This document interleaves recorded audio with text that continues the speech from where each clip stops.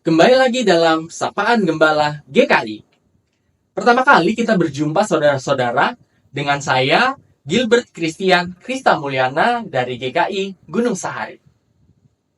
Sebelum kita membaca dan merenungkan firman Tuhan, saya mengajak kita semua untuk menyatukan hati kita berdoa. Kami bersyukur ya Bapa, ketika kami masih diberikan kesempatan untuk hidup, masih diberikan kesempatan untuk menikmati dan merasakan cinta-Mu. Cinta melalui setiap berkat yang boleh kami nikmati, dan cinta yang tidak pernah berhenti. Biarlah kami juga memiliki hati ya Bapak, atau memiliki cinta yang sama, untuk semakin mengenal pribadi-Mu, untuk semakin memahami kehendak-Mu yang boleh kami lakukan dalam kehidupan kami.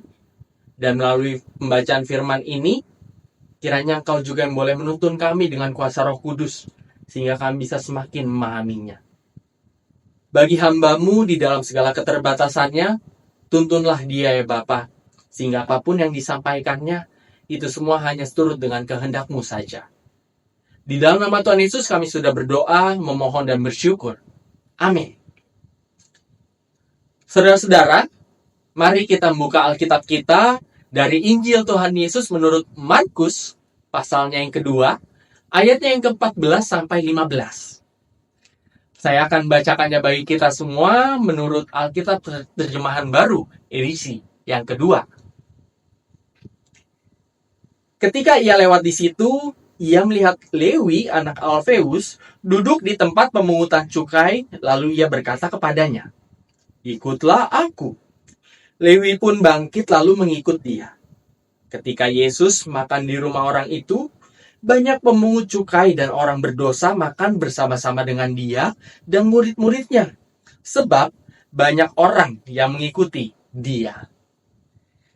Demikian bacaan firman Tuhan. Berbahagialah kita yang senantiasa membaca, merenungkan, memelihara, dan bahkan menghidupi firman Tuhan dalam kehidupan kita sehari-hari. Saudara-saudara, selamat Hari Keadilan Sosial Sedunia.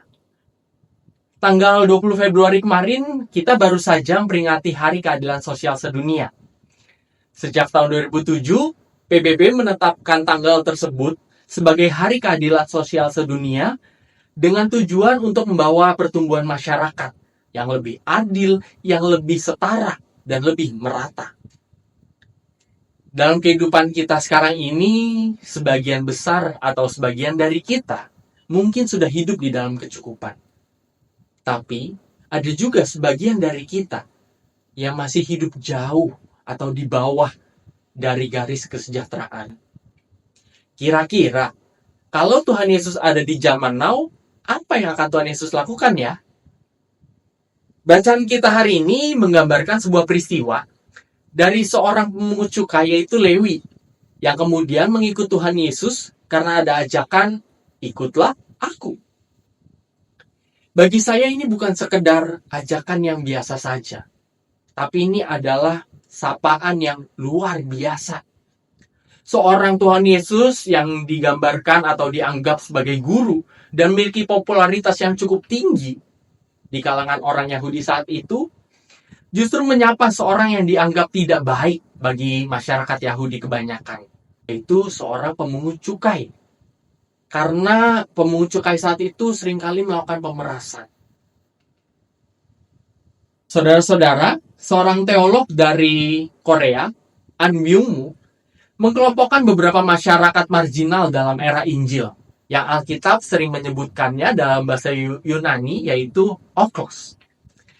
Yang termasuk dalam oklos antara lain pemungut cukai, orang berdosa, orang miskin, dan perempuan. Mereka seringkali dianggap sebelah mata oleh orang-orang Yahudi.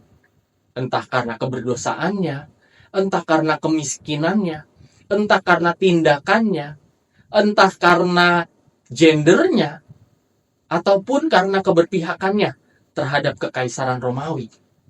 Tapi, terhadap orang yang dianggap berbeda ini, Tuhan Yesus justru menunjukkan kehangatan.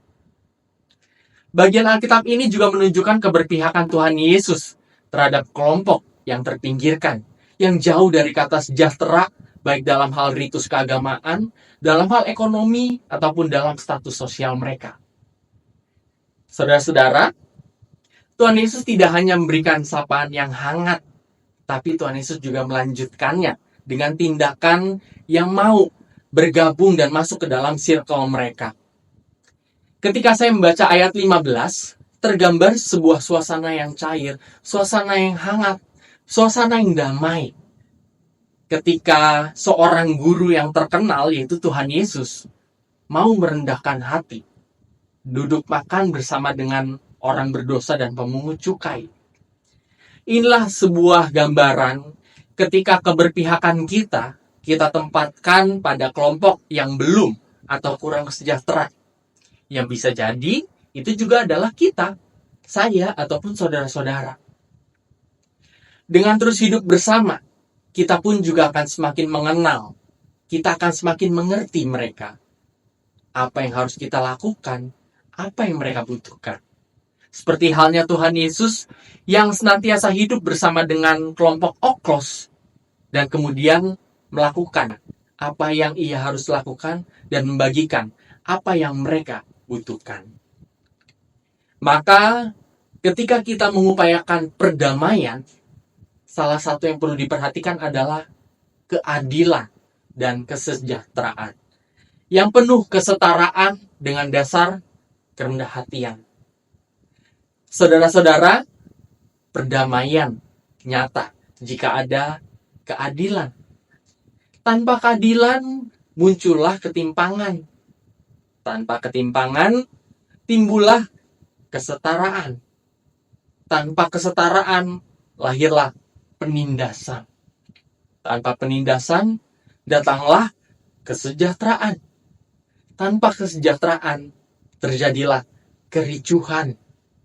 Dan tanpa kericuhan nyatalah perdamaian. Kiranya Tuhan senantiasa memampukan kita untuk mewujudkan perdamaiannya, memperhatikan kesejahteraan serta keadilan bagi sesama kita. Amin. Mari kita menyatukan hati, kita berdoa. Terima kasih ya Bapa untuk setiap firman-Mu yang boleh mengingatkan kami lebih lagi bahwa kami sebagai murid-Mu, kami sebagai saksi-Mu diajak untuk mewujudkan perdamaian-Mu. Perdamaian-Mu yang nyata jika ada keadilan. Perdamaian-Mu yang nyata ketika kesejahteraan itu juga diutamakan. Bukan kesejahteraan diri kami sendiri, tapi kesejahteraan sesama kami juga. Dan daripada itu, pimpin kami dalam melakukannya. Kami tahu ya Bapa, di dalam kelemahan kami, di dalam kemanusiaan kami, di dalam keterbatasan kami, terkadang kami tidak mampu. Namun, kami percaya bahwa ada sebuah kuasa yang memampukan kami untuk melakukannya. Pimpin kami juga ya Bapa, agar kami senantiasa mampu untuk mewujudkan iman kami dimanapun Kau menempatkan kami. Di tengah keluarga kami, di tengah gereja kami, di tengah lingkungan kami, ataupun di tengah masyarakat. Kami serahkan ya Bapa, seluruh kehidupan kami ke dalam tangan-Mu, biarlah Engkau saja yang boleh terus berperkara dan berkarya di dalam kehidupan kami. Di dalam nama Tuhan Yesus saja kami sudah berdoa dan mengucapkan syukur kami. Amin.